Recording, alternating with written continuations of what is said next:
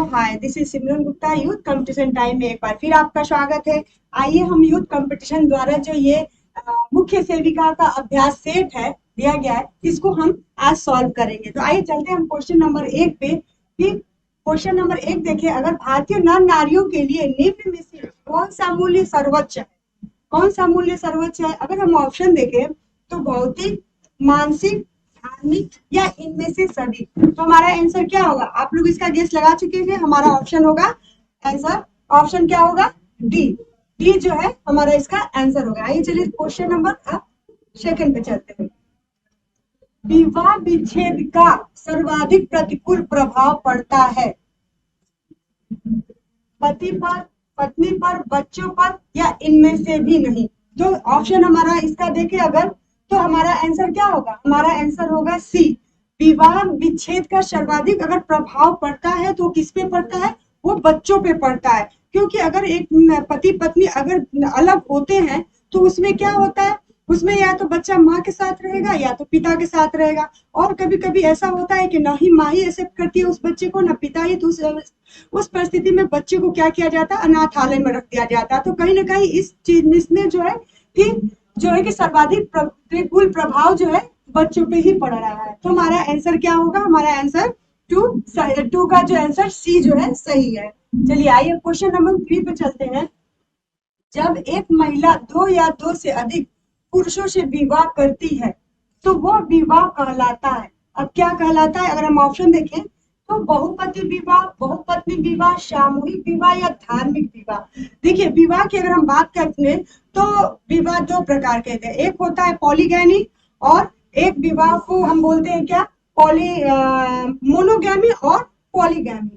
ठीक, तो जो ये विवाह होता है ना मोनोगैमी, जो एक विवाह, एक पत्नी एक पति, दोनों एक ही रहेंगे। न किसी पति का कोई पुरुष है उसकी 2 पत्नियां नहीं रहेंगी, और कोई स्त्री है तो उसका कोई 2 पति नहीं रहेगा। तो ये जो विवाह कहलाएगा ये मोनोगमी कहलाएगा। लेकिन अगर अगर हम वहीं पे अगर किसी स्त्री का अगर 2 से 1 से अधिक पति है और किसी पुरुष का 1 से अधिक पत्नियां हैं तो उसे हम पॉलीगैमी कहेंगे। ठीक, तो यहाँ पे क्या दिया है कि जब एक महिला 2 या 2 से अधिक पुरुषों से विवाह करती है तो वह विवाह कहलाता है। तो वो विवाह जो है ना बहुपति विवाह कहलाएगा। वो विवाह क्या कहलाएगा? बहुपति विवाह। इसका जो अच्छा उदाहरण के रूप में जो महाभारत में जो द्रौपदी है वो है। तो हमारा आंसर ए सही है। आइए अब चलते हैं क्वेश्चन नंबर 4 पे। परिवार के प्रति निष्ठा एवं एकात्मकता का क्षीण हो जाना ही पारिवारिक विघटन है। यह कथन किस विद्वान की परिभाषा है? अगर हम ऑप्शन देखें आर्टिन्यूनेट, न्यूमेयर, मीट या रागे या राघव। अगर ऑप्शन इसका बताइए आंसर क्या होगा? 4 का, क्वेश्चन 4 का हमारा अगर आंसर की बात करें तो हमारा 4 का आंसर क्या होगा? ये ऑप्शन सी। चलिए आइए क्वेश्चन नंबर अब हम 5 पे चलते हैं कि निम्न में से कौन सी विशेषता संयुक्त परिवार की नहीं है? तो अगर हम ऑप्शन देखें सामूहिक निवास, व्यक्तिगत स्वतंत्रता, सभी व्यक्तियों द्वारा अर्जित धन एक स्थान पर एकत्रित करना या पारस्परिक अधिकार एवं कर्तव्य। तो देखिए ये जो क्या है ना, एक संयुक्त परिवार की जब बात करें तो जो परिवार होता है, जो भी व्यक्ति कमाते हैं वो सब धन क्या किया जाता है? एक ही जगह पे आता है, एक ही मालिक होता है। एक कोई व्यक्ति जो बुजुर्ग होता है वो मालिक होता है, बाकी सब लोग कमाकर उनको देते हैं और वो अपने हिसाब से सबके खर्च करते हैं। तो ये क्या है? उसी प्रकार अगर सामूहिक निवास की बात करें तो सभी लोग एक ही छत के नीचे रहते हैं। वहीं पे व्यक्तिगत स्वतंत्रता क्या होती है? जो ये आपका ये संयुक्त परिवार की विशेषता नहीं है कि ये व्यक्तिगत स्वतंत्रता नहीं होती है इसमें। तो हमारा आंसर बी क्या है? सही है। वहीं पे सभी व्यक्तियों द्वारा अर्जित धन एक स्थान पर एकत्रित करना और पारस्परिक अधिकार एवं कर्तव्य सबका रहता है। तो हम ऑप्शन बी को सही मानेंगे। और चलते हैं क्वेश्चन नंबर 6 पे। दबाव डालने से पूर्व क्या सोचना आवश्यक नहीं है? देखिए, दबाव डालने से पूर्व क्या सोचना आवश्यक नहीं है? अगर हम इसके आंसर ऑप्शन देखें कि दबाव किस पर डाला जाए, दबाव कैसे डाला जाए, दबाव क्यों डाला जाए और दबाव कहाँ डाला जाए। तो देखिए ये जो है ना, ये दबाव किस पर डालना है, कैसे डालना है, कहाँ डालना है। ठीक, तो ये जो है इसका जो है कि ये आवश्यक है। लेकिन ये दबाव क्यों डालना है ये जो है आवश्यक नहीं है। ठीक, अगर उसी प्रकार अगर हम इसकी बात करें तो यहाँ पे अगर ये रहता कि दबाव जो है ना, दबाव कितना डालना है, ठीक, अगर रहता कि दबाव कितना डालना है तो ये भी हमारा आंसर सही जाता। लेकिन यहाँ पे लिखा है कि दबाव डालने से पूर्व क्या सोचना आवश्यक नहीं है, तो दबाव क्यों डालना है ये सोचना आवश्यक नहीं है। चलिए आइए क्वेश्चन नंबर हम 7 पे चलते हैं। 7 पे क्या है कि निम्नलिखित में से कौन सा आहार्य चिकित्सा का उद्देश्य है। अगर ऑप्शन देखें कि पाचन तंत्र के कष्टों को देखते हुए सरल सौम्य तथा सुपाच्य आहार प्रदान करना, ठीक, रुग्णावस्था में भी उच्च पोषक स्तर की निरंतर आपूर्ति करना, या शरीर के प्रभावित अंगों को पर्याप्त विश्राम प्रदान करना। तो देखिए एक आहार्य चिकित्सा का मेन उद्देश्य क्या होता है कि व्यक्ति को जितना हो सके उसको आराम देना, उसके शरीर उसके रोग जो उसकी बीमारी है उसके अनुसार उसको पोषक तत्वों को प्रदान करना, और जो है कि उसके शरीर जो प्रभावित अंग है उसको अधिक से अधिक विश्राम करना। तो हमारा आंसर क्या हो जाएगा, इनमें से सभी। चलिए अब क्वेश्चन नंबर 8 पे चलते हैं कि शरीर के 1 डिग्री फ़ारेनहाइट परिवर्तन होने पर ऊर्जा का ह्रास होता है। तो ऑप्शन है 2%, 4%, 5% या 7%। तो हमारा आंसर क्या होगा, हमारा आंसर होगा डी, 7% ऊर्जा का ह्रास होता है। तो चलिए आइए हम बात करें क्वेश्चन नंबर 9 पे। काम करने वाली एक औसत वयस्क स्त्री को एक दिन में कुल कैलोरी की आवश्यकता होती है। एक काम करने वाली, यहाँ पे ये नहीं बताया है कि मध्यम है या सामान्य है या अधिक क्रियाशील है। तो हमारा ऑप्शन क्या है, यहाँ हमारा ऑप्शन 2060 किलो कैलोरी की आवश्यकता पड़ती है। हमारा आंसर बी सही है। चलिए क्वेश्चन नंबर हम 10 पे चलते हैं कि अगर एक बच्चे में पौष्टिकता की कमी होती है तो उसके सर की परिधि, ठीक, ऑप्शन अगर देखिए छाती से छोटी होती है, छाती से बड़ी होती है, छाती से बराबर होती है, छाती कोई संबंध नहीं होता है। तो हमारा इसका आंसर की अगर बात करें ना तो इसका आंसर होगा छाती से छोटी होती है। 10 का आंसर हमारा क्या होगा, छाती से छोटी होगी। तो चलिए आइए क्वेश्चन नंबर हम चलते हैं 11 पे। ट्राई जील टेस्ट निम्न में से किससे संबंधित है। तो अगर ऑप्शन देखें कि भोजन का ज्ञानेंद्रिय मूल्यांकन, भोजन के प्रोटीन का अनुमान, या भोजन में वसा का मूल्यांकन, या उपरोक्त में से कोई नहीं। तो जो ये है ना इसका आंसर हमारा क्या होगा, ऑप्शन ए। ठीक, आइए क्वेश्चन नंबर हम 12 पे चलते हैं। बच्चों के शारीरिक विकास में सबसे महत्वपूर्ण कारक है क्या, निद्रा, व्यायाम, पोषण या स्वच्छता। देखिए एक बच्चा जो होता है ना, जब तक अगर उसको उसके शरीर के अनुसार उसको पौष्टिकता की पूर्ति नहीं करेंगे तब तक वो बच्चा स्वस्थ नहीं रहेगा। तो एक बच्चे के शारीरिक विकास के लिए पोषण सबसे जरूरी है, बाकी चीजें तो बाद की होती है। चलिए तो हमारा आंसर क्या होगा, सी सही है। क्वेश्चन नंबर हम 13 पे चलते हैं। जल एक कार्बनिक यौगिक है जो निम्न तत्वों से मिलकर बनता है। देखिए कार्बन तथा हाइड्रोजन, कार्बन तथा सल्फर, हाइड्रोजन तथा ऑक्सीजन, या उपरोक्त में से कोई नहीं। तो देखिए जल क्या है, जल की बात करें तो जल एक यौगिक है जो कि हाइड्रोजन तथा ऑक्सीजन से मिलकर बनता है, और इसकी सूत्र की बात करें तो H2O होता है। ठीक, चलिए आइए अब क्वेश्चन नंबर हम 14 पे चलते हैं। जख्म भरने में निम्नलिखित तत्व शामिल हैं।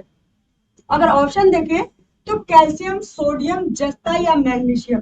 बताइए जख्म भरने में कौन सा जो है कि शामिल तत्व शामिल है। तो जख्म भरने में क्या होता है, जस्ता जो है शामिल होता है। जस्ता क्या करता है, ये जख्म को भरने में भी सहयोग करता है। वहीं पे जस्ते की बात करें तो ये मस्तिष्क के विकास के लिए भी आवश्यक होता है। ये क्या होता है, ये मस्तिष्क के विकास में भी सहायक होता है। ठीक, और अगर इसकी बात करें तो ये जो स्वाद ग्रंथियां होती है ना, जीभ की स्वाद ग्रंथियों को उत्तेजित करने का भी कार्य करता है। ये क्या करता है, ये जीभ के स्वाद ग्रंथियों को, स्वाद ग्रंथियों को भी उत्तेजित करता है, ग्रंथियों को उत्तेजित करता है, उत्तेजित करता है।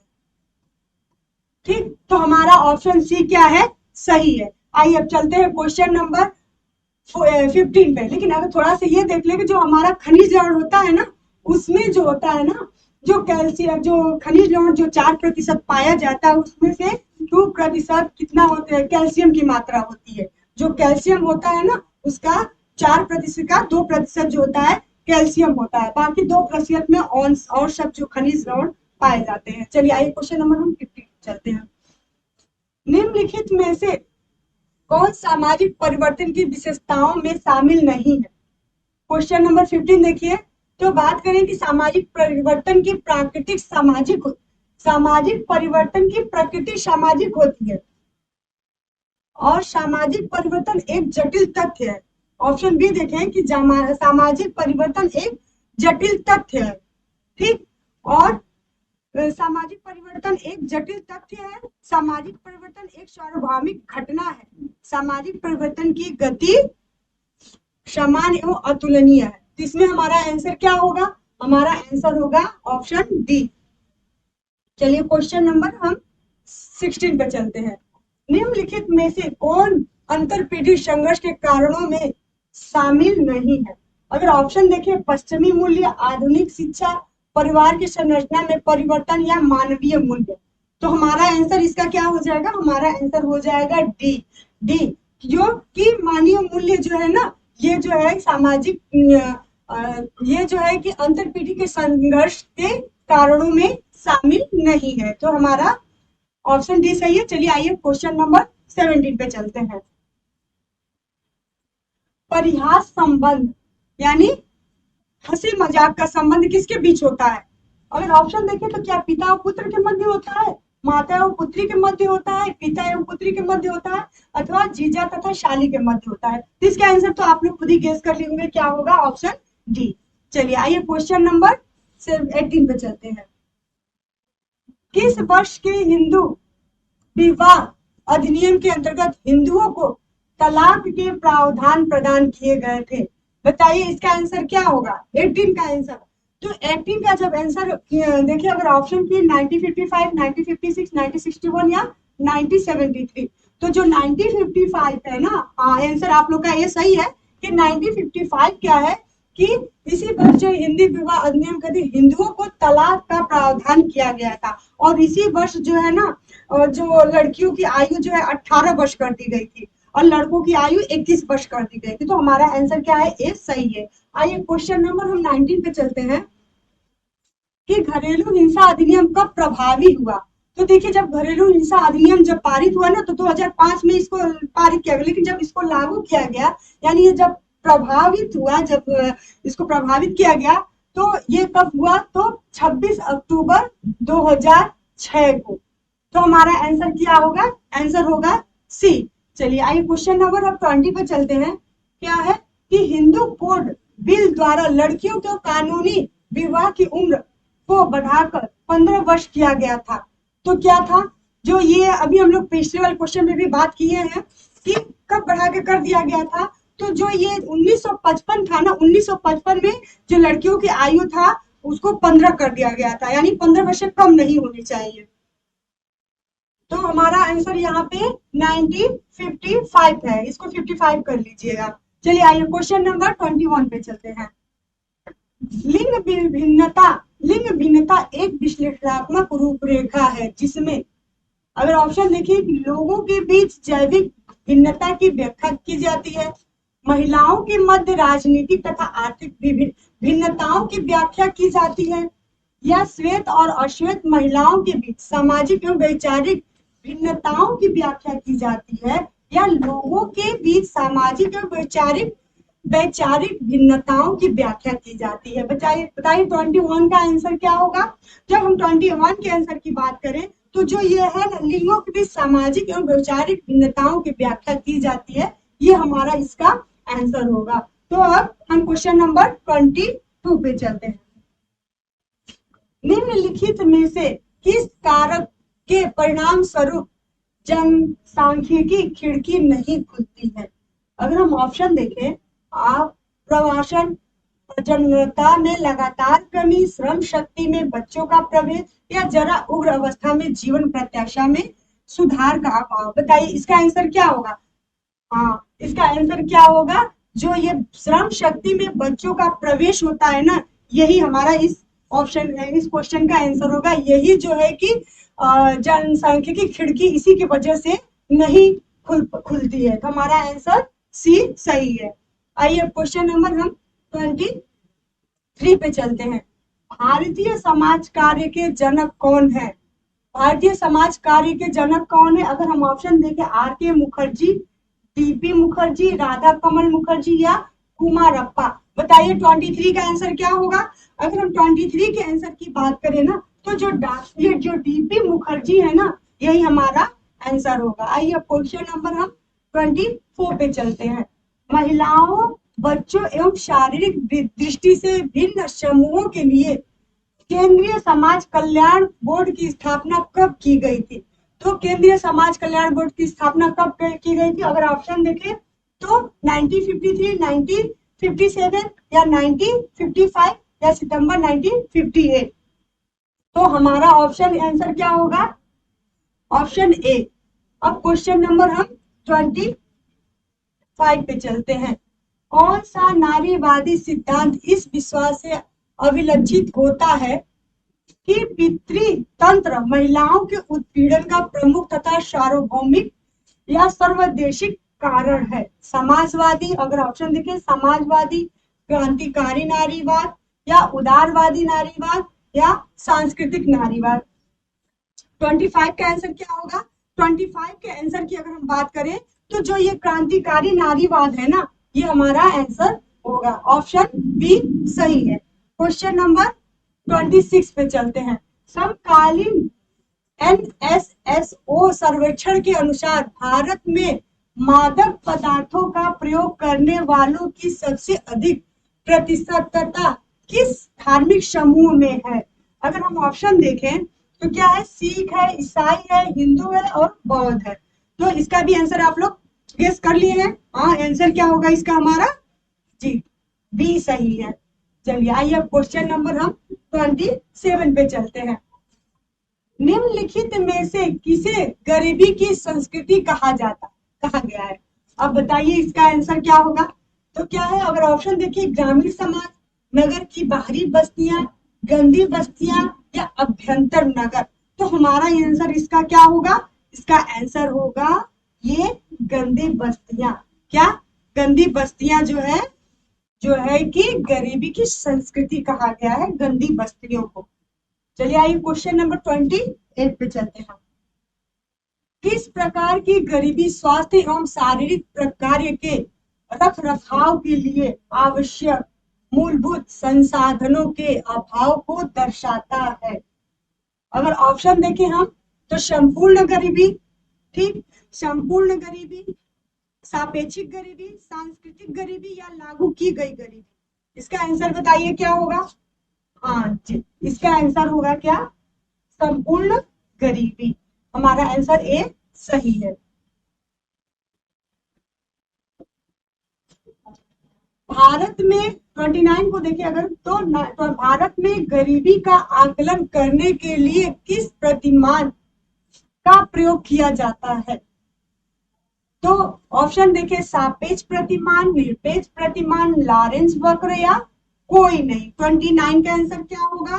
29 का आंसर हमारा क्या होगा बताइए? तो 29 के आंसर की बात करें तो जो ये निरपेक्ष प्रतिमान है ना, निरपेक्ष प्रतिमान, यही जो है कि हमारा आंसर होगा। आइए आप क्वेश्चन नंबर हम 30 पे चलते हैं। भारत की जनसंख्या में किस दशक में सर्वाधिक वृद्धि पाई गई?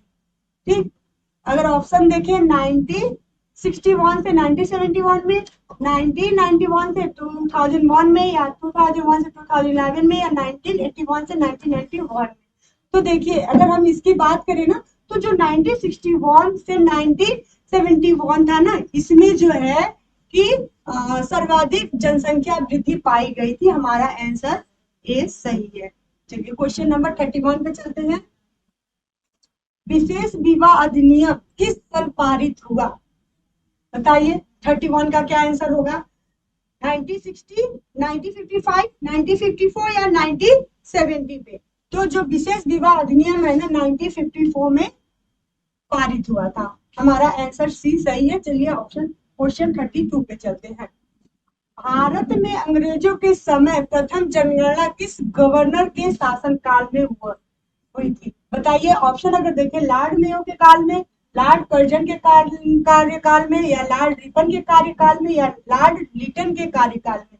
इसका आंसर भी आप लोग बता सकते हैं। हाँ सही है, लॉर्ड मेयो के काल में। किसके काल में? लॉर्ड मेयो के काल में जो है 1872 में जो है ना, 1872 में प्रथम जनगणना हुआ था। ठीक, लेकिन अगर हम 1881 में बात करें तो लॉर्ड रिपन के काल में जो है कि नियमित जनगणना हुआ था। लॉर्ड रिपन के काल में नियमित जनगणना कब हुआ था? अगर क्वेश्चन पूछ लिया तो नियमित जनगणना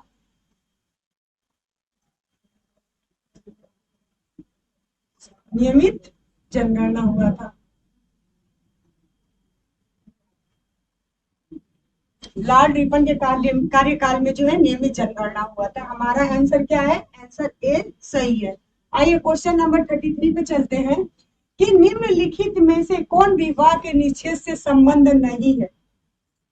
तो निकटाभिगमन, वही विवाह, अंतर विवाह, या बहु विवाह। तो ये जो है ना, ये बहु विवाह है ना, एक प्रकार का विवाह का प्रकार है। तो हमारा आंसर क्या हो जाएगा? बहु विवाह। चलिए क्वेश्चन नंबर हम 34 पे चलते हैं। मिताक्षरा एवं दाय भाग क्या है? अगर ऑप्शन देखें, वर्णाश्रम, धर्म के संबंध में चिंतन के दो संप्रदाय, या वैदिक युग के दो दार्शनिक, हिंदू धर्म में पैतृक संपत्ति के उत्तराधिकार एवं दाय प्राप्ति को विनियमित करने के कानून के दो संप्रदाय, या प्राचीन काल के दो महत्वपूर्ण संगठन। 34 का आंसर क्या होगा? तो जब हम 34 के आंसर की बात करें ना, तो 34 का आंसर क्या होगा? जो ये सी है ना, हिंदू धर्म में पैतृक संपत्ति के उत्तराधिकार एवं दाय प्राप्ति को विनियमित करने के कानून के दो संप्रदाय।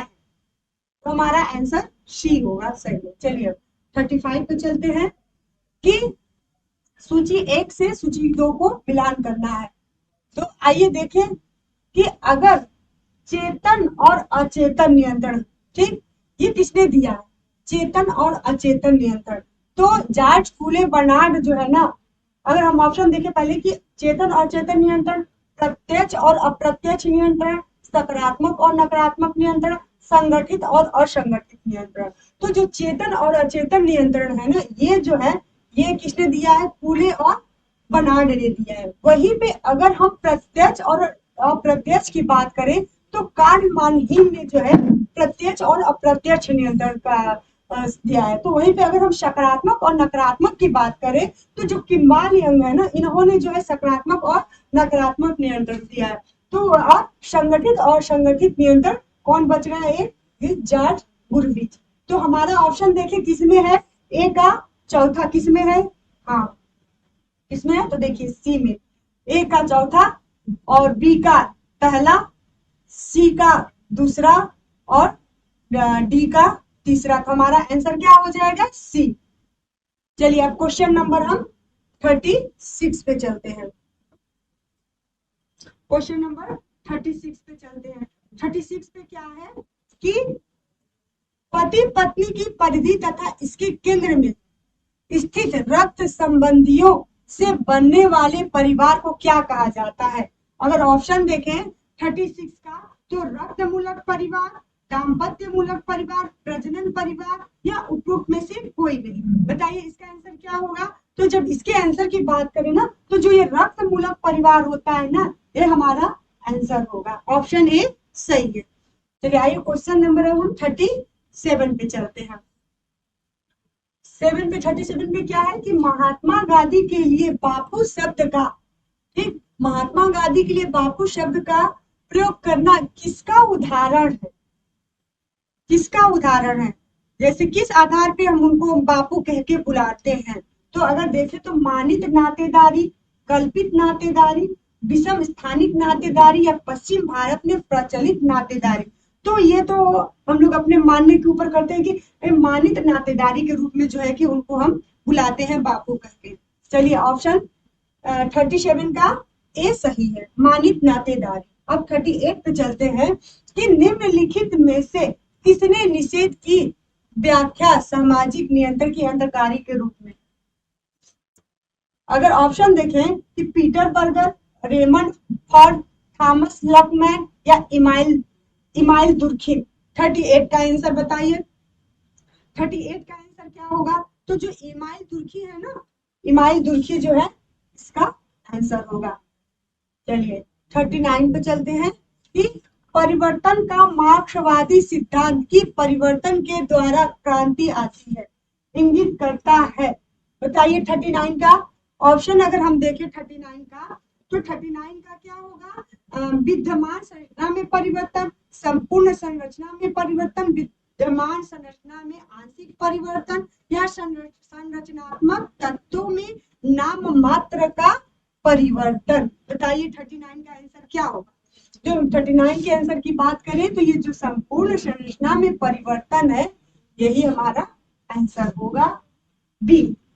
चलिए आइए क्वेश्चन नंबर हम 40 पे चलते हैं कि सामाजिक परिवर्तन संबंधी किस सिद्धांतकार का विचार दबाव सिद्धांत पर आधारित है। ठीक, किसका है? अगर ऑप्शन देखें हम 40 का ऑप्शन देखें तो क्या बोलते हैं कि 40 का अगर ऑप्शन देखें तो राल्फ डा हरिनहार्ड, पोजर, टाइनबी या स्पेंगलर। बताइए क्या होगा? राल्फ डा हरिनहार्ड या पोजर, टाइनबी या स्पेंगलर। बताइए आंसर क्या होगा 40 का? 40 का आंसर जो होगा हमारा, 40 की अगर आंसर की बात करें हम तो हाँ सही, ये राल्फ जो है हमारा आंसर होगा। 40 का आंसर ए होगा। आइए क्वेश्चन नंबर 41 पे चलते हैं। किसने जाति गतिशीलता तथा गतिकी की व्याख्या के लिए संदर्भ शंभु सिद्धांत के प्रयोग का समर्थन किया था? बताइए 41 का। 41 का ऑप्शन देखिए अगर हम तो K Gauff, A Duma, L Duma, Y B Damle या जी एस घुरिये। बताइए इसका आंसर क्या होगा?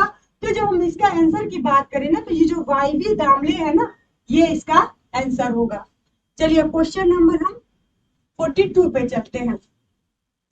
चावल के पानी की तरह के सफेद दस्त किस बीमारी का लक्षण है? किस बीमारी का लक्षण है बताइए। हाँ ऑप्शन अगर देखें हम तो क्या है? अमीबा पेचिस, दंडायुक्त पेचिस, हैजा या इनमें से सभी। इसका भी आंसर आप लोग गेस कर लिए होंगे। क्या है? जो हैजा है ना इसमें जो होता है कि चावल के पानी के जैसे जो है कि सफेद दस्त होता है और ये हैजा जो है ना जीवाणु जनित रोग है। क्या है ये हैजा? क्या है? जीवाणु जनित रोग है। जनित रोग जीवाणु द्वारा फैलने वाला रोग है। ठीक है, ये द्वारा होता है। और इसके जब अगर हम इसके जीवाणु की बात करें जो हैजा है तो इसके जीवाणु का जो है वो विब्रियो कालेरी है। क्या है? विब्रियो कालेरी जीवाणु। कौन सा जीवाणु? विब्रियो कालेरी, कालेरी। ठीक है, विब्रियो कालेरी। चलिए अब हम क्वेश्चन नंबर 43 पे चलते हैं। गलसुआ चेचक फेफड़े का क्षय रोग गैस के उदाहरण है। जैविक संचरण, वाहन संचरण, वायु संचरण या ट्रांसप्लांसेंटल संचरण। कहीं 43 का आंसर क्या होगा? जी हाँ 43 का भी आंसर हमारा क्या होगा? वायु संचरण। ये गलसुआ चेचक फेफड़ा या क्षय रोग क्या है? वायु के द्वारा फैलने वाले हैं। तो चलिए हम 43 का आंसर सी होगा। अब क्वेश्चन नंबर हम 44 पे चलते हैं। क्वेश्चन नंबर 44 पे क्या बोल रहा है कि इनमें से कौन सा जल में घुलनशील विटामिन है? जल में घुलनशील विटामिन की बात करें कि इनमें से कौन सा जल में घुलनशील विटामिन है। अगर ऑप्शन देखिए vitamin D, vitamin E, vitamin B या विटामिन ए। तो देखिए अगर हम बात करें तो एक विटामिन जल में घुलनशील विटामिन की घुलनशीलता के आधार पर अगर हम बात करें तो जल में घुलनशील और वसा में घुलनशील दो विटामिन। तो क्या होता है कि जल में घुलनशील विटामिन की बात करें अगर हम तो बी और सी। ठीक, वहीं पे अगर हम वसा में घुलनशील विटामिन की बात करें तो अगर हम वसा में घुलनशील विटामिन की बात करें तो के ई बी ए कीड़ा। ठीक, ये विटामिन जो है वसा में घुलनशील है। तो हमारा आंसर क्या होगा, इसका आंसर आप लोग पता कर लिए होंगे, ऑप्शन सी सही है। क्वेश्चन नंबर 45, वायु जनित संक्रमण के कारण नहीं होता है। ऑप्शन देखिए तपेदिक, चेचक, खसरा या हेपेटाइटिस बी। 45 का बताइए, 45 का आंसर जी 45 का क्या होगा, 45 का आंसर होगा हेपेटाइटिस बी। हेपेटाइटिस बी क्या है, ये जल के द्वारा नहीं, ये जो है वायु जनित संक्रमण नहीं है, ये किसी व्यक्ति को रक्त के द्वारा, ठीक है, रक्त के द्वारा ये फैलता है। तो हमारा आंसर जो है डी सही है। आइए क्वेश्चन नंबर हम 46 पे चलते हैं। 46 पे लिखा है क्या कि 46 पे है कि 46 पे है दाद किस प्रकार की बीमारी है, जीवाणुय, कवकीय, प्रियोन या विषाणुय। बताइए दाद किस प्रकार का बीमारी। तो जब दाद की बात करें ना तो दाद एक प्रकार का कवक जनित बीमारी है। दाद क्या है, एक प्रकार का कवक जनित बीमारी है। तो हमारा आंसर क्या हो जाएगा, कवकीय। ठीक, बी सही है। चलिए आइए क्वेश्चन नंबर 47 पे चलते हैं।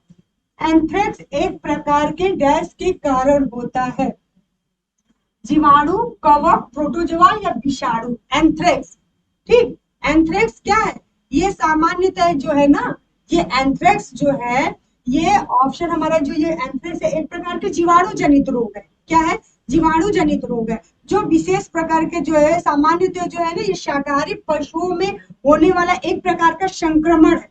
क्या है ये, जो शाकाहारी पशु होते हैं उनमें जो है ये उनमें होने वाला बीमारी है। तो हमारा आंसर क्या है, जीवाणु। एंथ्रेक्स एक प्रकार का जीवाणु है। चलिए आइए अब हम क्वेश्चन नंबर 48 पे चलते हैं। 48 पे क्या है कि 48 पे क्या है कि महिलाओं में यौन के विकास का प्रथम प्रमाण किस रूप में व्यक्त होता है। तो अगर ऑप्शन देखिए मासिक धर्म की शुरुआत, स्तन अंकुरण का प्रकट होना, बालों एवं श्रोणि क्षेत्र में बालों का प्रकट होना या वृद्धि प्रवेग का प्रारंभ। तो हमारा इसका आंसर क्या होगा, हमारा इसका आंसर होगा स्तन अंकुरण का प्रकट होना। तो ये क्या है कि स्तन के अंदर क्या होता है, एक फैटी टिश्यू, ठीक है, टिश्यू और दो स्रावित करने वाले ग्रंथियां होती है। स्तन के अंदर क्या होती है, फैटी टिश्यू और दूध को स्रावित करने वाली ग्रंथियां होती हैं, जिन्हें स्तन ग्रंथियां कहते हैं। ठीक, शरीर के विकास के साथ स्तन में उपस्थित जो होता है एक छोटी सी गांठ और रोमा और निप्पल के नीचे क्या होता है, ये बढ़ता है। ठीक, तो स्तन अंकुरण का प्रकट होना ही क्या है, प्रथम प्रमाण। हमारा आंसर बी सही है। चलिए 49 पे चलते हैं कि प्लेसेंटा का लगभग वजन कितना होता है। ठीक, हम अगर इसके आंसर की बात करें 49 का, अगर 49 के आंसर की बात करें तो हमारा ऑप्शन बी क्या होगा, सही होगा, बी सही है। अब 50 पे चलते हैं। किस प्रकार के प्रसव में पहले और दूसरे चरण की संयुक्त अवधि 2 घंटे से कम है। सामान्य प्रसव, दीर्घकाल प्रसव, अप्रत्याशित प्रसव या विचारक प्रसव। 50 का बताइए, 50 का क्या होगा। 50 की अगर बात करें हम तो हमारा 50 का जो है ना, ये 50 का अप्रत्याशित प्रसव, अप्रत्याशित प्रसव हमारा आंसर होगा सी। क्वेश्चन नंबर 51 पे चलते हैं। तो जब हम क्वेश्चन नंबर 51 की बात करें तो एक उपकरण जो भ्रूण के ऑक्सीजन संतृप्ति को सीधे तथा वास्तविक समय में मापता है वह है, अगर ऑप्शन देखें, अल्ट्रासोनोग्राफी या भ्रूण स्राव उत्तेजना या भ्रूण पल्स ऑक्सीमेट्री या विब्रोकॉस्टिक उत्तेजना। बताइए 51 का आंसर क्या होगा? तो जब हम 51 के आंसर की बात करें तो जो ये भ्रूण पल्स ऑक्सीमेट्री है ये जो है हमारा आंसर होगा। तो आइए अब क्वेश्चन नंबर 52 पे चलते हैं। निम्नलिखित में से किसका उपयोग प्रसव की घटनाओं को रिकॉर्ड करने के लिए किया जाता है? तो अगर ऑप्शन देखें, सिल्वरमैन मूल्यांकन या फोटोस्कोप अपगर या पार्टोग्राफ। बताइए 52 का आंसर क्या होगा? तो हमारा 52 है, इसका आंसर होगा जो ये पार्टोग्राफ है ना, जो पार्टोग्राफ है इसका आंसर होगा डी। और अगर पार्टोग्राफ की बात करें तो एक ऐसा वो है कि जो पार्टोग्राफ एक प्रिंटेड ग्राम होता है जो प्रसव के विभिन्न चरणों को प्रस्तुत करता है। तो हमारा आंसर क्या होगा? हमारा आंसर होगा डी। चलिए आइए अब क्वेश्चन नंबर 53 पे चलते हैं कि गर्भावस्था के पहले 8 से 10 सप्ताह के दौरान गर्भनाल की क्रियाशीलता प्लेसेंटल फंक्शन के लिए कौन सा हार्मोन जिम्मेदार होता है? ठीक, अगर हम ऑप्शन देखें तो ह्यूमन कोरियोनिक गोनाडोट्रोपिन या प्रोजेस्टेरॉन ल्यूटिनाइजिंग हार्मोन या एस्ट्रोजन। बताइए 53 का आंसर क्या होगा? अगर हम 53 के आंसर की बात करें तो जो हमारा आंसर ए है ये सही होगा। आइए अब क्वेश्चन नंबर हम 54 पे चलते हैं।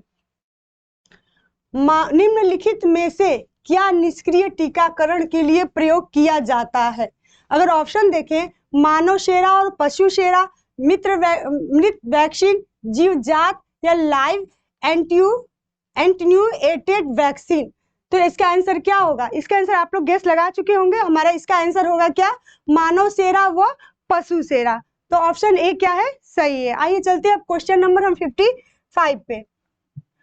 फ्रायड के अनुसार व्यक्ति सिर्फ तभी परिपक्व स्वस्थ वयस्क बन सकता है यदि, अगर ऑप्शन देखें हम, कि विकास के दौरान गुणात्मक परिवर्तन हुए हैं या भावनात्मक द्वंद्वों का समाधान हो गया है, बच्चों के दोनों अभिभावक हैं या बच्चे को शारीरिक समृद्धि के लिए अवसर प्राप्त हुए हैं।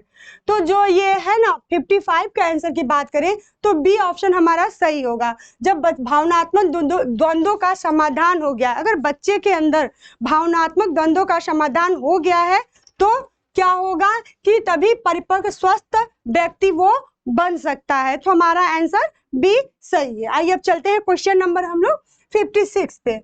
56 पे क्या है कि जिन प्याजे के अनुसार वर्णित कॉग्निटिव विकास की सेंसरी मोटर अवस्था है।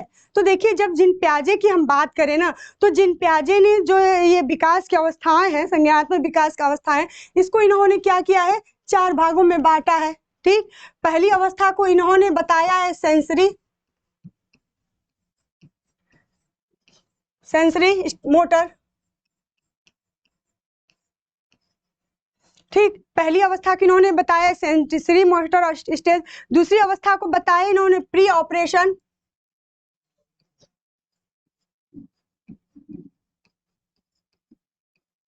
ठीक, तीसरी अवस्था को इन्होंने बताया कंक्रीट, और वहीं पर चौथी अवस्था की बात किया जाए तो इन्होंने फॉर्मल स्टेज बताया है। क्या बताया है? Formal stage.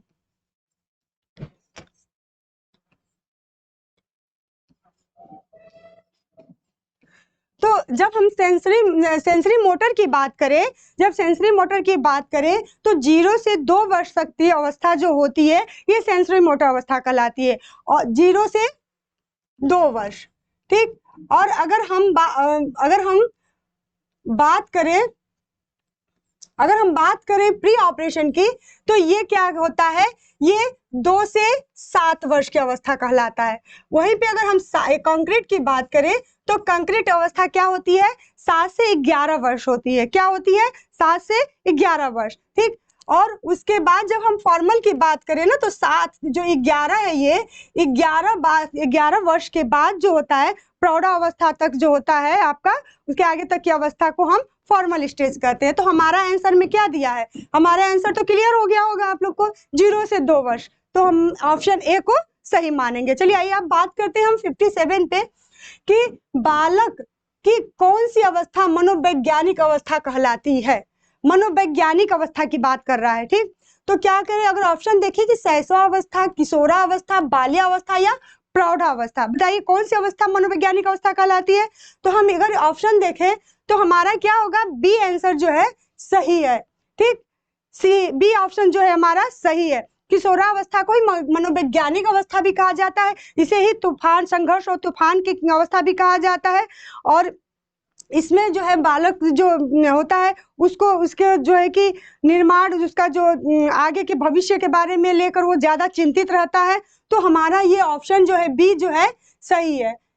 अब चलते हैं 58 पे, विकास की दर सर्वाधिक तीव्र होती है। अगर ऑप्शन देखिए शैशवावस्था, उत्तर बाल्यावस्था, गर्भकालीन अवस्था या यौनावस्था, 58 का आंसर क्या होगा बताइए। 58 के आंसर की बात करें तो विकास की सर्वाधिक दर, जो विकास की सर्वाधिक तीव्र होती है, तो हमारा जो उत्तर वाली अवस्था होता है ना, इसमें क्या होता है, विकास सर्वाधिक होता है। अगर हम इसके अवस्था की बात करें तो दो होती है, बाल्यावस्था की बात करें तो दो होती है, एक पूर्व बाल्यावस्था, एक उत्तर बाल्यावस्था। तो जो ये पूर्व बाल्यावस्था है ना, पूर्व बाल्यावस्था, तो इसका क्या होता है, एज जो होता है 2 से 6 वर्ष, ठीक। और वहीं पे उत्तर बाल्यावस्था की बात करें,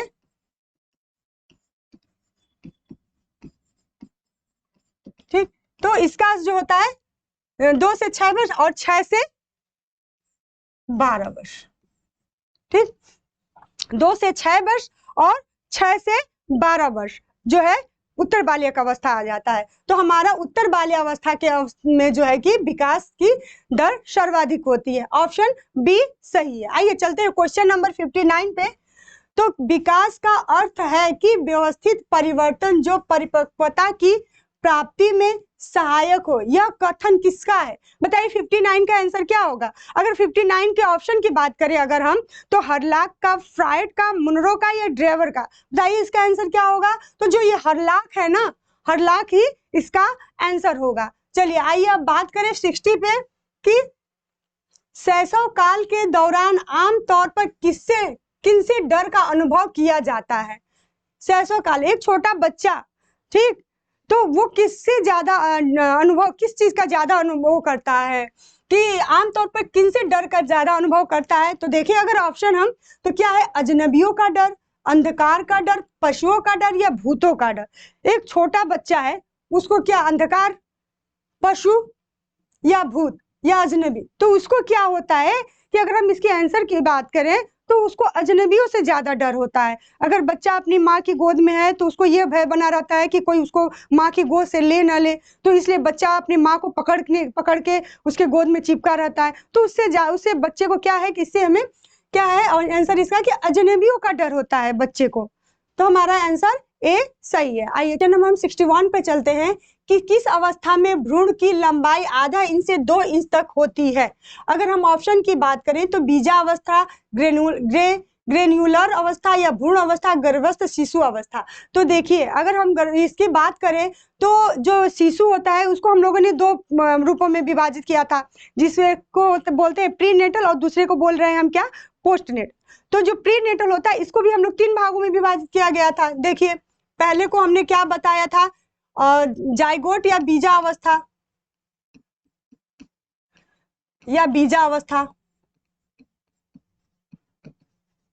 वहीं पे जब हम दूसरे की बात करें तो इसे हम बोलते हैं भ्रूणावस्था या एम्ब्रॉय स्टेज भी कहते हैं, ठीक।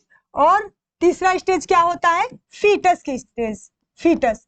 तो जो ये जाइगोट होता है इसमें क्या होता है, 0 से 15 दिन का स्टेज होता है। और वहीं पे ये जब भ्रूणावस्था की बात करें तो भ्रूणावस्था क्या होती है, 15 से 2 माह तक का अवस्था, ठीक है, 15 से 2 माह का अवस्था को हम भ्रूणावस्था कहते हैं। और ये जो 2 माह के बाद से जो है 2 माह के बाद जन्म तक ये फीटस स्टेज कहलाती है। तो जो ये भ्रूणावस्था है ना, इसी अवस्था में बच्चे का जो है शरीर निर्माण होने लगता है। उसका जो है कि शरीर का हाथ पैर आंख नाक पाचन क्रियाएं उसका बनना स्टार्ट हो जाता है। तो हमारा आंसर क्या आ जाएगा? हमारा आंसर होगा ऑप्शन सी। 62 पे क्वेश्चन नंबर हम 62 पे चलते हैं कि एक शिशु की पहली स्वैच्छिक गतिविधि है जिसमें संपूर्ण शरीर सम्मिलित होता है। एक बच्चा जो है कौन सी ऐसी इसमें से कौन सी ऐसी गतिविधि में जो है कि उसके पूरे शरीर एक्टिव रहता है? तो हम अगर ऑप्शन देखें कि घुटनों के बल चलना, रेंगना, पलटना या बिना सहारे के बैठना, तो हमारा आंसर क्या है? आप लोग गेस कर लिए होंगे। चलिए हम भी बताते हैं इसका आंसर क्या है कि आंसर बी। आंसर बी क्या है? रेंगना। रेंगना को ही क्रीपिंग भी कहा जाता है। क्या कहा जाता है? क्रीपिंग। इसी स्टेज में बच्चा क्या करता है? अपनी पूरी शरीर को प्रयोग करके कोई भी वस्तु को पकड़ना या फर्श पे अगर उसे बैठाया जाए लिटाया जाए तो पूरे शरीर का प्रयोग करके आगे घसकता है। तो हमारा आंसर बी हो जाएगा। आइए क्वेश्चन नंबर हम 63 पे बात करते हैं। क्या है? वृद्धि शरीर में किस प्रकार के परिवर्तनों को दर्शाती है? अगर ऑप्शन देखें गुणात्मक, मात्रात्मक या ए और बी दोनों या इनमें से कोई नहीं। तो देखिए जब वृद्धि की बात करते हैं ना तो वृद्धि को हम देख सकते हैं। उसको क्या करते हैं? हम देख सकते हैं। तो वृद्धि क्या होती है? ये मात्रात्मक होता है। ठीक, मात्रात्मक होता है। लेकिन वहीं पर अगर विकास की बात करें तो विकास क्या होता है? विकास गुणात्मक होता है। तो हमारा आंसर क्या हो जाएगा? बी। चलिए आइए क्वेश्चन नंबर हम 64 पे चलते हैं। अंडे में बायोटिन के साथ पाए जाने वाले प्रोटीन का नाम है। अंडे में बायोटिन के साथ क्या और पाया जाता है? तो अंडे में जो अंडे की बात करें ना तो अंडे में एक ये एविडिन जो है ना ये पाए जाने वाला प्रोटीन है। तो हमारा आंसर ए क्या हो जाएगा? ए आंसर सही हो जाएगा। अब बात करें क्वेश्चन 65 की। ताजे फल तथा सब्जियां आहार में सम्मिलित किए जाते हैं। अब ऑप्शन देखें शरीर निर्माणक आहार के रूप में, ऊर्जा देने वाले आहार के रूप में, सुरक्षात्मक आहार के रूप में, या इसमें से कोई नहीं। 65 का आंसर बताइए आप लोग। तो 65 की अगर हम बात करें तो 65 का आंसर क्या होगा? सुरक्षात्मक आहार के रूप में, क्योंकि इसमें हमारे शरीर से जो रोगों से लड़ने वाले जो तत्व होते हैं वो सब इसमें पाए जाते हैं। तो हमारा आंसर क्या जाएगा? ऑप्शन सी सही है। अब एक देखें ये क्वेश्चन 66 का कि चीनी को अपमिश्रित किया जाता है। अपमिश्रित मतलब समझ रहे हैं? उसमें क्या ऐसा चीज मिलाया जाता है? कौन सा चीज मिलाकर उसको जैसे कहते हैं ना खाद्य पदार्थ में मिलावट की जाती है। तो एक तो होता है कि हम जो है कि पौष्टिक बढ़ाने के लिए करते हैं और कुछ लोग होते हैं कि खाद्य वस्तु में पौष्टिकता को घटाकर और अपने फायदे के लिए मिलाते हैं। तो हम उसमें बात करें तो सफेद पत्थर, माड़ी से, सीरा से, या इनमें से कोई नहीं। तो हमारा आंसर क्या आएगा? हमारा आंसर आ जाएगा सफेद पत्थर। सफेद पत्थर को चीनी में मिलाया जाता है जो कि अपराध है, ये गलत है। आइए क्वेश्चन नंबर 67 पे चलते हैं। चाय में पाया जाता है थियोफाइलिन, कैफीन, टैनिक एसिड या इनमें से सभी। 67 का क्या होगा? बताइए 67 की क्या होगा? तो अगर हम 67 की बात करें ना तो चाय में क्या पाया जाता है? ये 67 की बात करें तो हमारा आंसर क्या होगा? 67 का हमारा आंसर होगा इनमें से सभी। चाय में ये सभी चीजें पाई जाती हैं। पेट पे क्या है कि काली चाय से हरी चाय बेहतर होती है, क्योंकि अगर ऑप्शन देखें उसमें अधिक एंटीऑक्सीडेंट पाए जाते हैं, वो हल्की होती है, उसमें क्लोरोफिल पाया जाता है, या वो देखने में सुंदर होती है। तो जब इसकी बात हम करें तो हमारा आंसर क्या हो जाएगा? हमारा आंसर हो जाएगा ए। उसमें अधिक एंटीऑक्सीडेंट पाए जाते हैं। ठीक, चलिए आइए क्वेश्चन नंबर हम 69 पे चलते हैं। 69 पे क्या कह रहा है कि भंडार गृह में नमी होने पर डिब्बों को रखने से पूर्व उसमें क्या करना चाहिए? ठीक, उस डिब्बे उस फूड को जो है संरक्षित करने के लिए उसमें क्या करना चाहिए जो डिब्बा पैक होता है? तो अगर हम ऑप्शन देखें तो डिब्बों को तेल में डुबोकर उसे फिर यूं ही रखना चाहिए, या डिब्बों को पानी में रखना चाहिए, या डिब्बों को गर्म जल में रखना चाहिए, या तेलयुक्त वस्त्र उसके चारों तरफ रगड़ देना चाहिए। बताइए 69 का आंसर क्या होगा? अगर हम 69 के आंसर की बात करें तो ऑप्शन डी हमारा सही होगा। ठीक, 69 का आंसर क्या होगा? 69 का आंसर होगा हमारा डी। चलिए आइए क्वेश्चन नंबर 70 पे चलते हैं। GRA से तात्पर्य है generally recognised as supplement, generally recognised as safe, या जनरली रिकॉग्नाइज्ड एज सुपीरियर, या जनरली रिकॉग्नाइज्ड एज स्टार्टर? बताइए 70 का आंसर क्या होगा? अगर 70 की बात करें तो हमारा आंसर बी सही होगा। आइए क्वेश्चन नंबर हम 80 पे चलते हैं। पोषक तत्व को सुरक्षित रखने के लिए कौन सा सोपान मदद नहीं करता है? देखिए सोपान मदद नहीं करता है पूछ रहा है, ठीक। हम नहीं को पहले गोली करेंगे। और अब देखिए अगर प्रेशर कुकर में पकाना, हाँ प्रेशर कुकर में अगर हम कोई भी भोजन को पकाते हैं तो उसमें हमारी पौष्टिकता क्या होती है? बरकरार रहती है, उसमें पौष्टिक तत्व नष्ट होने की कम संभावना रहती है। वहीं पे अगर हम चावल और दाल को बार बार और सही तरीके से धोना, अगर ऑप्शन देखिए सब्जियों को छिलके को न निकालना या छिलका निकालने से पहले धोना, तो देखिए सब्जी को क्या किया जाता है, पहले हम क्या करते हैं, छिलका निकालने से पहले को हम सब्जी को धुल लेते हैं, तो जो उसमें के पौष्टिक चीजें हैं जो हमारे लिए आवश्यक है वो नष्ट नहीं होते। उसी प्रकार सब्जियों को छिलकों को न निकालना, अगर आप सब्जियों को छिलकों को नहीं उतारते हैं तो वो भी हमारे लिए पौष्टिक तत्व पूरा देंगे। लेकिन अगर चावल और दाल को बार बार सही तरीके से धोएंगे, इसका क्या अर्थ हुआ? बार बार धुलना। ऐसे भी अगर हम चावल की बात करें तो चावल को अगर हम एक बार दो बार धुलते हैं तो उसमें जो थायमिन होता है ना वो नष्ट हो जाता है। तो जब उस प्रक्रिया को आप बार बार करेंगे तो नष्ट हो जाएगा। तो हमारा आंसर क्या है? ये बी जो है सही है। आइए चलते हैं 72 पे। डिब्बा बंद जैम या जेली पर चिन्ह लगाया जाता है। अगर ऑप्शन देखें 1 मार्क, ISI, FPO या इनमें से कोई नहीं। बताइए तो जो डिब्बा बंद जैम या जेली है ना, कि फ्रूट से संबंधित बात कर रहा है, तो क्या है जैम और जेली पे हम क्या करते हैं? FPO, ठीक। आंसर हमारा सी होगा। वहीं पे 1 मार्क की बात करें तो 1 मार्क क्या होता है? कृषि पर, कृषि से संबंधित उत्पादों पे लगाया जाता है। और ISI की बात करें तो जो चीजें जो वस्तुएं जो होते प्रमाणित हो जाती हैं उस पे हम क्या करते हैं? ISI का वो लगाते हैं। तो अब हम क्या करें? हमारा आंसर क्या होगा? सी सही है। चलिए आइए क्वेश्चन नंबर हम 73 पे चलते हैं।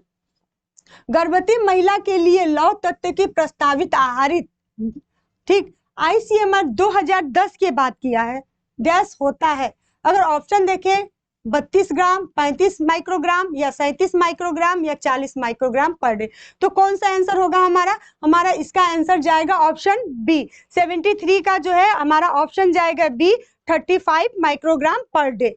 चलिए आइए क्वेश्चन नंबर 74 पे चलते हैं। नीचे सूचीबद्ध में से कौन सा खाद्य पदार्थ ऐसा है जिसका सेवन शिशु को स्तनपान कराने से पहले किया जाए तो यह बच्चे को उत्तेजित करेगा, उसकी नींद में बाधा डालेगा? तो देखिए अगर ऑप्शन देखिए कॉफी, दूध, फल का रस या सोया मिल्क, तो हमारा आंसर क्या हो जाएगा? आप लोग गेस कर लिए होंगे, हमारा आंसर जाएगा डी, सोया मिल्क जो है उसको नुकसान पहुंचाएगा। आइए अब बात करें 75 पे। नई परिस्थितियों में समायोजन की योग्यता ही बुद्धि है, किसने कहा है? जिन्सबर्ग, फ्रायड, स्टर्न या टर्मन? बताइए हमारा आंसर क्या होगा 75 का? अगर 75 की बात करें तो हमारा आंसर क्या आ जाएगा? सी, स्टर्न है, ठीक। चलिए क्वेश्चन नंबर हम 76 पे चलते हैं कि निम्न में से कौन पूर्व भाषा संचार का प्रकार है? पूर्व भाषा का अगर बात करें रोना, क्विंग, बैबलिंग या उपरोक्त में से सभी। 76 की बात करें तो 76 में जो है ना, ये जो रोना है, ये रोना क्या है? यही हमारा भाषा का पहला पूर्व भाषा का संचार होता है। और अगर बात करें रोना की तो ये क्या होता है कि बालक का प्रथम बहुउद्देशीय भाषा होता है। बालक का प्रथम भाषा ही क्या होता है? जब बालक जन्म लेता है तो सबसे पहला वो रोता है। अगर बच्चा नहीं रोता है तो उसको जबरदस्ती मारकर उसको रुलाया जाता है। तो हमारा आंसर जो है ये रोना है, सही है, ठीक। चलिए आइए क्वेश्चन नंबर हम 77 पे चलते हैं। पढ़ने की अयोग्यता को कहते हैं हीमोफीलिया, डिस्लेक्सिया, अफेजिया या डिस्ग्राफिया? देखिए अगर इसकी बात हम करें ना तो हम आपको एक छोटा सा वो बताते हैं ट्रिक कि ये डिस्लेक्सिया है ना, ये डिस्लेक्सिया पढ़ने की अक्षमता से संबंधित रहता है। डिस्लेक्सिया क्या है? पढ़ने की अक्षमता होती है, ठीक। वहीं पे अगर हम डिस्ग्राफिया की बात करें तो डिस्ग्राफिया जो होता है ना लिखने से संबंधित होता है। तो अगर लिखने, ग्राफिया यानी हम कोई चीज को ग्राफ बनाते हैं तो उसमें जरूर पेन पेंसिल यूज करते हैं, तो ये डिस्ग्राफिया यानी ये लिखने की अक्षमता को प्रदर्शित करता है। और डिस्लेक्सिया जो है कि पढ़ने की अयोग्यता को, ठीक। तो हमारा आंसर क्या हो जाएगा? हमारा आंसर हो जाएगा बी, चलिए आइए क्वेश्चन नंबर हम 78 पे चलते हैं। और 78 पे क्या है कि एक शिशु सहारा लेकर बैठना आरंभ करता है किस आयु में? अगर ऑप्शन देखें 3 महीना, 3 से 5 महीना, 4 से 5 महीना या 6 से 7 महीना। 78 का आंसर क्या होगा? एक शिशु कब सहारा लेके बैठना आरंभ करता है? तो जो 6 से 7 महीना होता है ना, इसी में शिशु क्या करता है? सहारा लेकर वो बैठने की कोशिश करने लगता है। आइए अब चलते हैं क्वेश्चन नंबर 79 पे। डैश रोग प्रतिरोधकता जिसमें एक टीका दिए जाने के कारण या संक्रमण के परिणाम के रूप में अधिग्रहित किया जाता है। ठीक, अगर ऑप्शन देखें, अगर हम प्राकृतिक, सक्रिय, निष्क्रिय या अधिग्रिय, 79 का बताइए क्या होगा? तो जो ऑप्शन डी है ना, अधिग्रिय, ये हमारा आंसर हो जाएगा। चलिए अब 80 पे चलते हैं। जन्म के समय शिशु को यह टीका लगाया जाता है। अगर ऑप्शन देखें बीसीजी का टीका, डीपीटी का टीका, खसरा का, एमएमआर का। तो देखिए बच्चे को जन्म के 24 घंटे के अंदर क्या किया जाता है? ये बीसीजी का टीका लगाया जाता है। ठीक, पहला टीका ही बच्चे का बीसीजी का टीका होता है, जो कि दाईं हाथ में बच्चे को लगाया जाता है। तो हमारा आंसर क्या हो गया? हमारा आंसर ए सही है, बीसीजी का टीका। आइए अब क्वेश्चन नंबर 81 पे चलते हैं कि आदमी उसके मालिक का गुस्सा अपने बच्चों पर निकालता है, इसका उदाहरण क्या है? बताइए। आदमी अगर कोई है, अगर वो ऑफिस में गया, अगर उसको उसके बॉस ने क्या किया, उसको डांटा, तो वो अपना जो है उस समय तो कुछ नहीं बोलेगा, लेकिन जब वो घर जाएगा, चाहे कहीं जहां से मतलब, हाँ चलिए एग्जाम्पल घर ही लेते हैं कि घर गया, तो अब वो अपना गुस्सा किस पे उतारेगा? या तो बच्चों पे उतारेगा या अपनी पत्नी पे उतारेगा। तो क्या कहलाएगा ये? तो इसको कहेंगे हम क्या? विस्थापन। अब एक चीज को दूसरे जगह स्थानांतरण करना। ठीक, अपना कहीं का गुस्सा कहीं और प्रकट करना। तो हमारा 81 का आंसर क्या होगा? 81 का आंसर होगा विस्थापन। चलिए आइए क्वेश्चन नंबर 82 पे चलते हैं कि निम्न में से कौन सा डेनियल गोलमैन द्वारा प्रतिपादित संवेगात्मक बुद्धि का आयाम नहीं है? ठीक, अगर ऑप्शन देखें 82 का, तो ऑप्शन देखिए कि स्व जागरूकता, स्व सामर्थ्य, स्व प्रबंधन या सामाजिक कौशल। बताइए। तो ये जो स्व प्रबंधन है ना, हमारा आंसर सी सही है। आइए क्वेश्चन नंबर 83 पे चलते हैं कि बच्चों में बिस्तर गीला करने की आदत निम्न का नतीजा हो सकती है। जो छोटे बच्चे होते हैं ना, वो क्यों बिस्तर गीला करते हैं? बहुत सारे कारण हो सकते हैं। आइए अगर हम बात करें, खराब स्वास्थ्य, मनोभावनात्मक असुरक्षा, अपर्याप्त प्रशिक्षण या उपरोक्त सभी। तो देखिए बहुत सारे कारण हो सकते हैं। या तो बच्चा अपने आप को असुरक्षित महसूस कर रहा हो, या फिर तो बच्चा मनोभावनात्मक रूप से असुरक्षित महसूस कर रहा हो, या खराब उसकी स्वास्थ्य हो। ठीक, और या तो अपर्याप्त, उसको ये नहीं बताया गया हो कि बेटा देखो आप रात को बाथरूम करते हो, आपको बाथरूम सोने से पहले बाथरूम कर लो, जब आपको सुसु लगे आप बताओ अपने से अपने मम्मी को या अपने दीदी, अपने पापा, ये सबको, जो भी आपके बगल में सो रहा है उसको बताओ। तो ये सब क्या है? एक प्रकार का प्रशिक्षण है। लेकिन अगर प्रशिक्षण का बच्चे को अभाव रहता है, तो बच्चे जो है उसको नहीं पता रहता और बिस्तर पे क्या करता है? बिस्तर गीला कर देता है। तो हमारा आंसर क्या हो जाएगा? हमारा आंसर हो जाएगा डी। आइए अब चलते हैं क्वेश्चन 84 पे। माँ के दूध में वसा के प्रकार का नाम बताइए जो बच्चे के नर्वस सिस्टम के विकास के लिए महत्वपूर्ण है। बताइए इसका आंसर क्या होगा? इसका आंसर हमारा होगा ऑप्शन ए। ऑप्शन ए जो है 84 का हमारा आंसर होगा। आइए चलते हैं क्वेश्चन नंबर 85 पे। क्वेश्चन नंबर 85 पे क्या है कि WHO के अनुसार नवजात शिशुओं को स्नान करवाने के बारे में क्या सही है? देखिए अगर ऑप्शन देखें तो जन्म के तुरंत बाद कराया जाना चाहिए, जन्म के कम से कम 6 घंटे बाद कराना चाहिए, या जन्म के 1 सप्ताह बाद कराना चाहिए, या केवल 48 घंटे बाद कराना चाहिए। तो देखिए जब बच्चे के स्नान की बात आती है तो जन्म के 6 घंटे बाद जो होता है बच्चे को स्नान कराना चाहिए।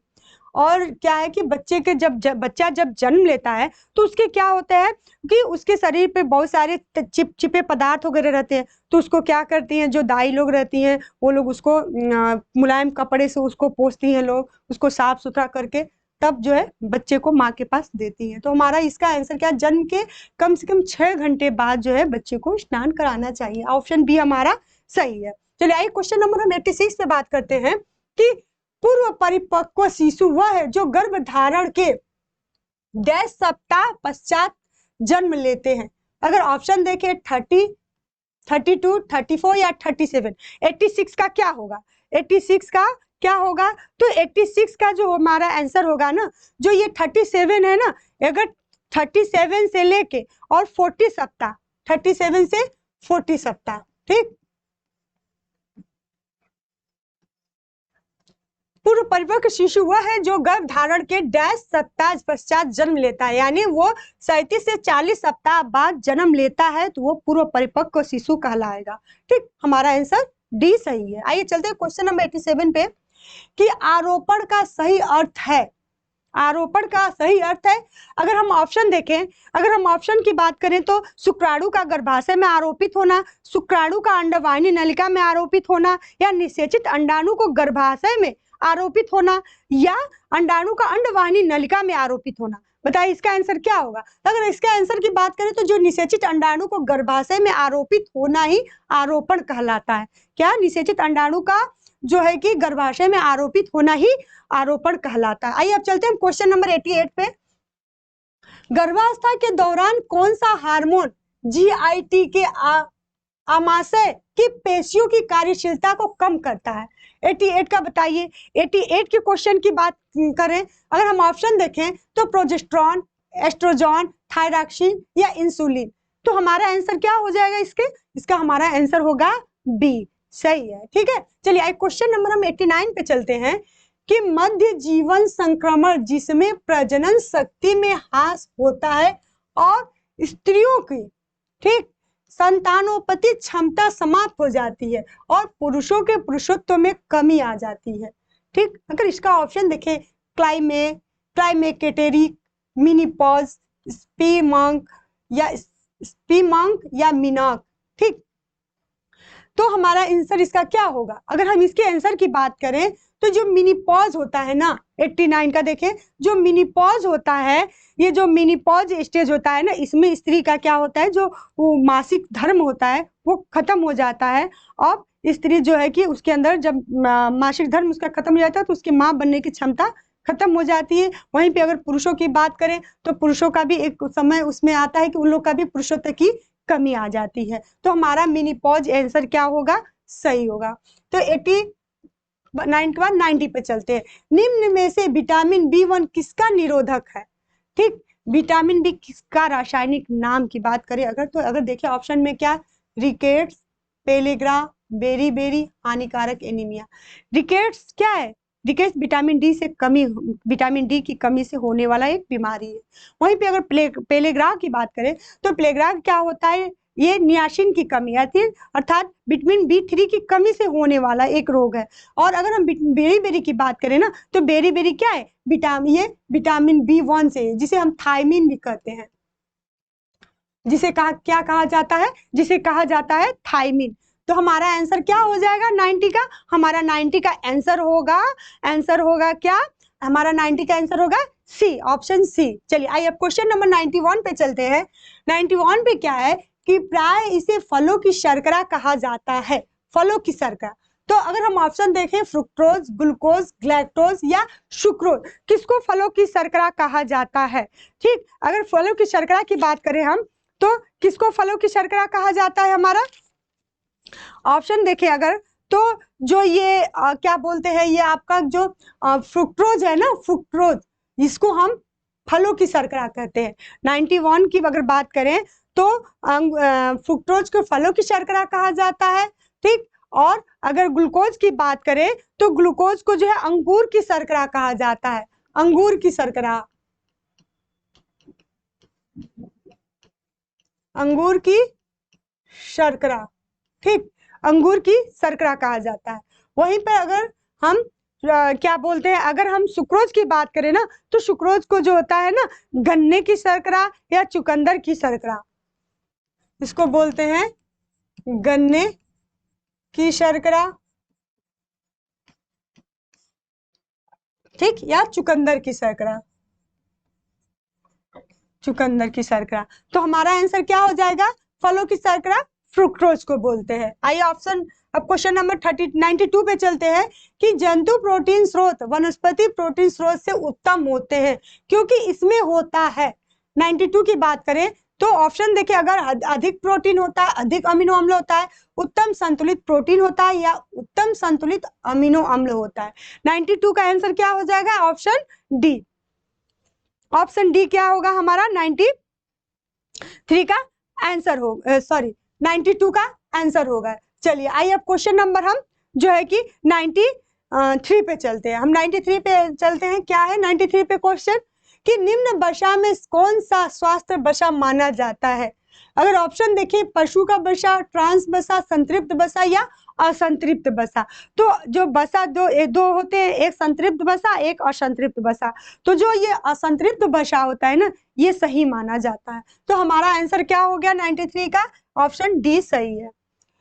निम्नलिखित साधनों में से कौन सा सामाजिक नियंत्रण जनरीति है? अब अगर देखें तो जो समाज में चला आ रहा है शुरू से ही, तो क्या है? अगर देखें तो सगोत्री विवाह, अंतरजातीय विवाह, नमस्ते करना या दंगा करना। तो साधनों में से निम्न साधन की बात कर रहा है। जैसे हम कभी किसी के सामने, जैसे कोई आया तो उसको देख के मुस्कुरा देना, तो क्या हुआ? वो आदमी सामने वाला कहीं ना कहीं आपसे प्रभावित हुआ। उसी प्रकार अगर कोई आता है तो क्या करते हैं, बच्चे हुए चाहे कोई भी है, अपने से बड़े हैं, तो उनको अगर आप रिस्पेक्ट देते हैं तो उनके अंदर आपके प्रति प्यार आता है, भावनाएं आती है कि हाँ ये बच्चा मुझे रिस्पेक्ट कर रहा है। तो ये जो क्या है ना, ये नमस्ते करना जो है ना, ये हमेशा से चला आ रहा है। तो हमारा आंसर क्या हो जाएगा? आंसर हो जाएगा सी। अब देखें कि निम्न में से कौन अनौपचारिक सामाजिक नियंत्रण में शामिल नहीं है? अनौपचारिक सामाजिक नियंत्रण में शामिल नहीं है। अगर ऑप्शन देखें, धर्म, रीति रिवाज, जनमत या पुलिस। देखिए हम लोग एक बार फिर ये क्वेश्चन आया है कि इस क्वेश्चन ऐसे आने से क्या होता है, रिपीट होने से आपके जो डाउट होते हैं वो क्लियर होते रहते हैं, और क्वेश्चन हमारे लिए एग्जाम टाइम में डिस्टर्ब नहीं करेंगे। हमारे क्वेश्चन एक तरीका से कहिए तो फिक्स रहेंगे कि हाँ ये अगर एग्जाम में पूछ लिया तो हम इसे कर लेंगे, गलत नहीं होगा, हमारा 1 नंबर जाने से बच जाएगा। तो हम अगर इसकी बात करें तो आइए देखिए क्या है कि निम्न में से कौन अनौपचारिक सामाजिक नियंत्रण में शामिल नहीं है। देखिए हम औपचारिक और अनौपचारिक 2 रूपे में बांटे थे ना। औपचारिक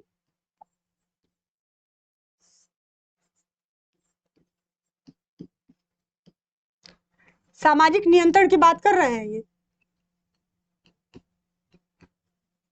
ठीक, सामाजिक नियंत्रण की बात हो रही है, ठीक। तो एक औपचारिक नियंत्रण होता है और दूसरा क्या होता है? अनौपचारिक, ठीक।